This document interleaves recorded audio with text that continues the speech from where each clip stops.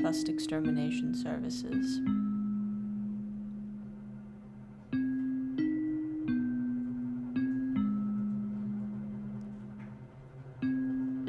Episode 4. The Rat King.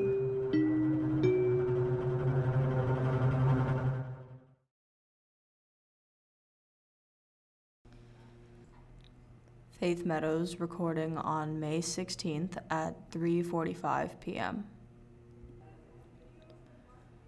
Since the Moon House, it's been one dead end after another. No matter how hard I've tried, I haven't found any new problems. Well, no. Plenty of normal problems. Bills and work and all that. My cuts still haven't fully healed, and I think I sprained my wrist when I was running. You should have seen Shane's face when I showed up to work.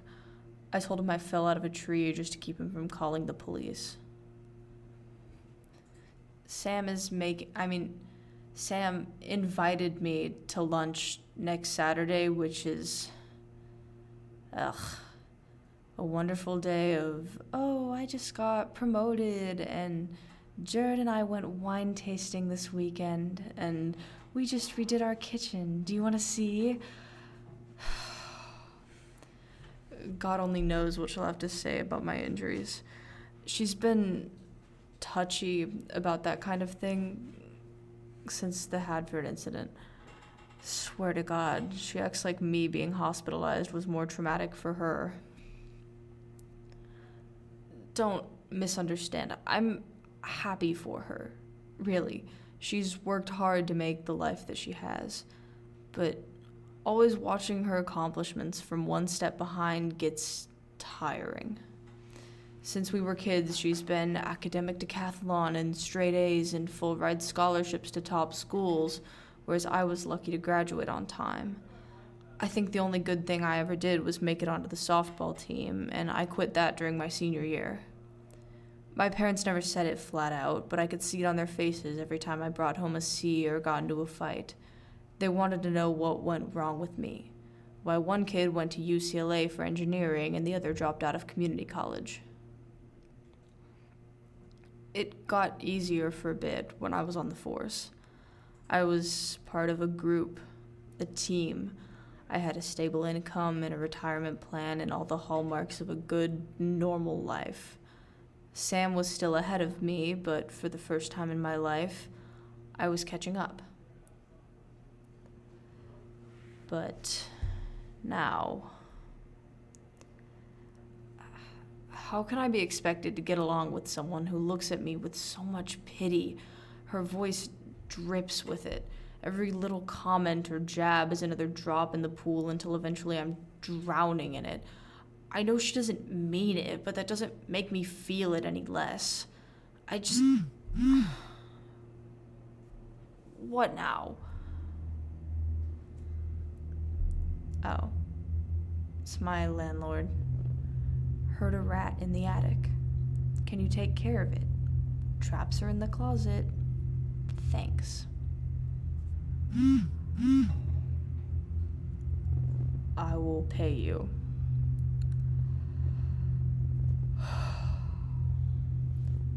Fine. Guess we're killing a rat today.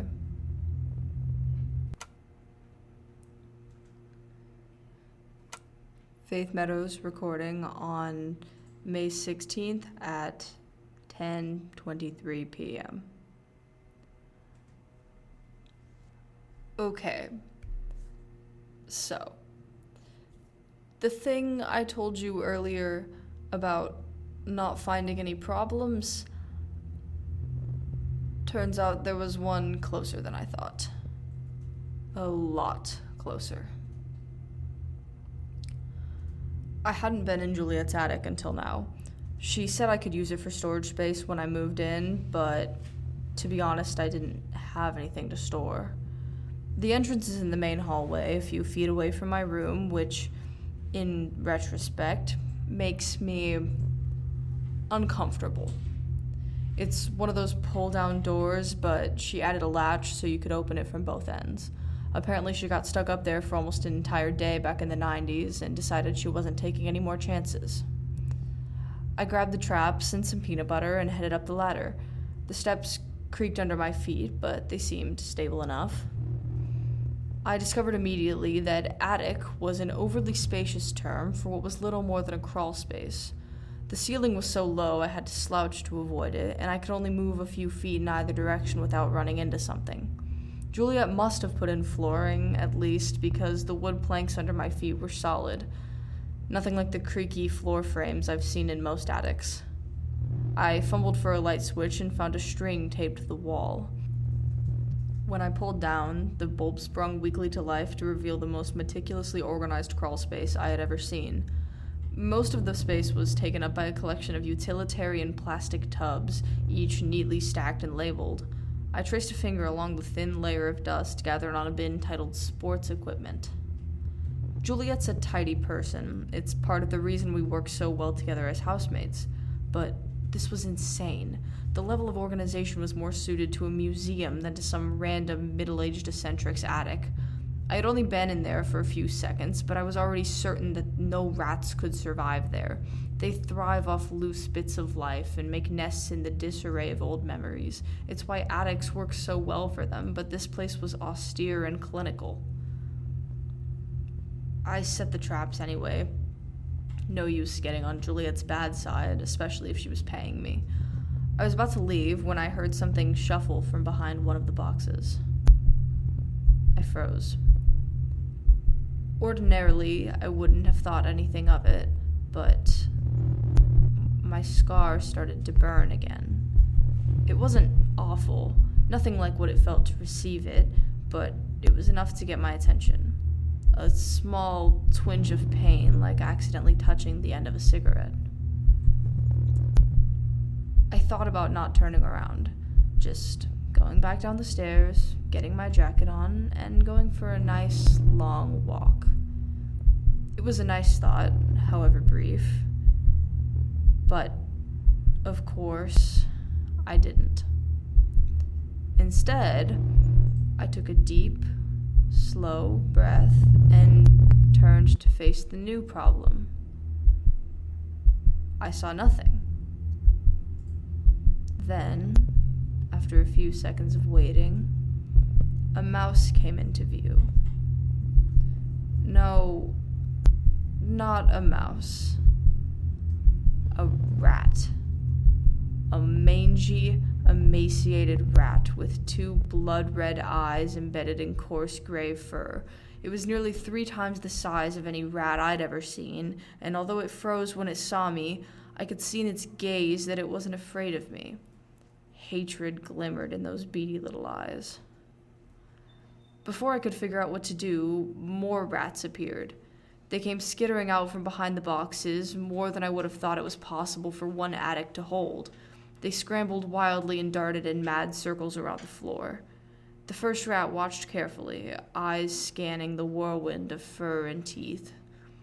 Then, it leapt forward and grasped another rat in its jaws. I'm sorry. I need a sec. I can't.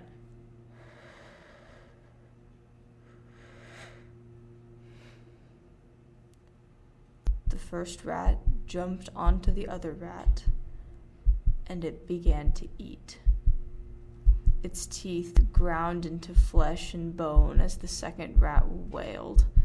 At the sound, the frenzy of the other rats increased. They crawled up the boxes, the walls, chittering and screaming and panicking as their friend thrashed between the monster's jaws. The first rat bit down again, and again, and again.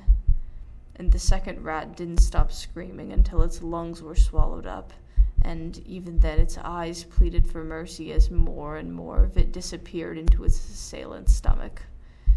It took so long to die. As it feasted, the rat began to grow. Its body swelled and bulged in unnatural places like a bag of expanding balloons. By the time the final bit of rat was swallowed up into that toothy maw, it was nearly a foot long. I watched, horrified, as its bulbous mass shifted towards a new victim. The other rats didn't leave. They just kept running in circles, spinning endlessly until it was their turn to be devoured. And they were devoured. All of them. One by one, they disappeared into the rat's jaws with nothing left but claw marks and splatters of viscera on the floor. It didn't even leave behind the bones. The smell of blood hung in the air, metallic and burning in my nose. I took a step back, and for the first time since its meal had begun, the rat looked up at me. It was huge now, more like a coyote than a rat, and I swear its teeth were sharper. It held my stare, and I knew suddenly that I had read its expression wrong. The look in its eyes wasn't anger or hatred. It was hunger. It had run out of prey, but it still craved more. And I was next on its list. We moved at the same time. I bolted for the trapdoor. The rat soared through the space where my head had been a few seconds earlier and went straight into a row of boxes. If the crawl space didn't have floorboards, the boxes would have fallen right through the ceiling. Instead, they scattered across the floor of the crawl space. The rat was down, but I knew it wouldn't be for long. Within a few seconds, it would be back and ready to bite again. Then, in the dingy glow of the bulb, I saw it. Sticking out of the toppled remains of the sports equipment box was a steel baseball bat. The next time the rat jumped at me, I was ready. It was a beast, but I'd say most things won't survive a baseball bat straight to the skull. I probably should have felt some sort of pity, bashing in its head over and over until I knew without a doubt that it was dead, but I couldn't muster any up. It tried to kill me. It would have killed me. I was protecting myself. So, yeah. There was a rat, and I killed it. Job well done. It's comforting after the moon house to have a problem go down easily for once. Maybe easily isn't the right word. It took me a few hours to clean and reorganize the crawl space, and I've got some new bruises to add to my collection. But it died. That's something, right? If I'm going to keep doing this, I need to invest in a better first aid kit. Juliet's is sparse. At least she paid me. She even suggested I should do this for a living. Can you imagine that? Faith Meadows, professional exterminator, using my elite softball skills to obliterate evil magic rodents and keep the people safe.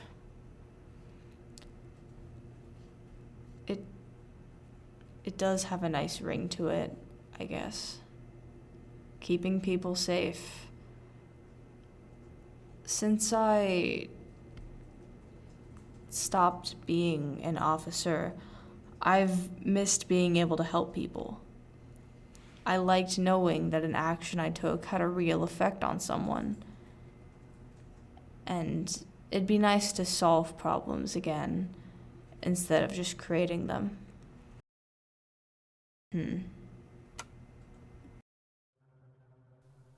Trust Extermination Services is written and produced by Taylor Murphy. Music by Srinidhi Rangarajan. Thank you for listening.